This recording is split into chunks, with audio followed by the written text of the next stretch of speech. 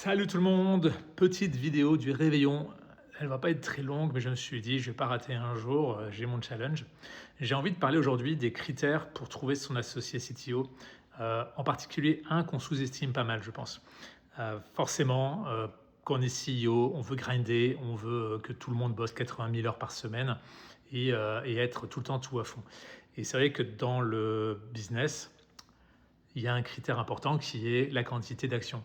Et c'est vrai que si tu fais du cold call, si tu appelles 1 heure ou si tu appelles 5 heures, forcément, tu auras 5 fois plus de leads potentiels. Donc c'est sûr que le nombre d'heures est important. Mais dans la tech, surtout quand tu es CTO au démarrage, c'est pas le nombre d'heures que tu vas passer sur ton ordi qui va vraiment faire le changement. Alors oui, tu vas faire plus de features, mais pas forcément les bonnes features, et en plus on sait que c'est pas la peine d'en faire plus.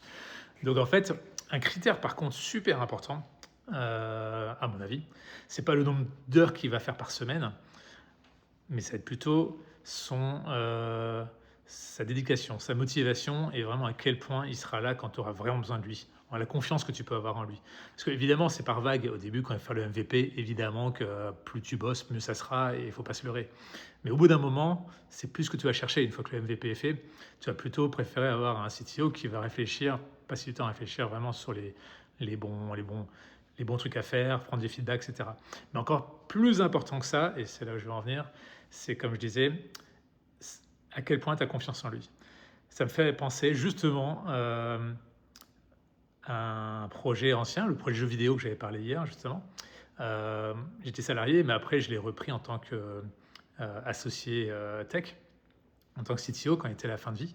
Et les serveurs ont planté.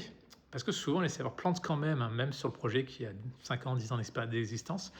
Et pour le coup, quand ça plante, il faut relancer.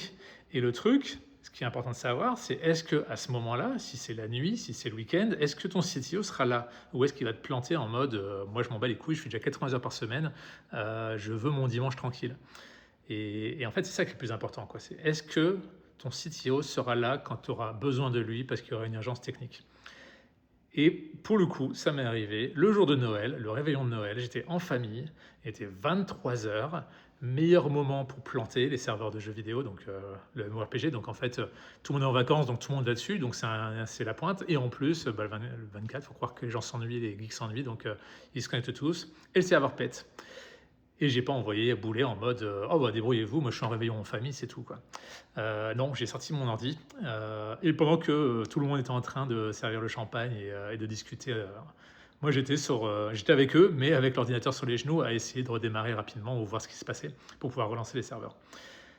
Ça, à mon avis, c'est vraiment un signe et c'est ça que vous attendez de votre CTO, quoi. C'est qu'il soit pas là tout le temps en permanence, mais qu'il soit là quand c'est vraiment important et que c'est la merde.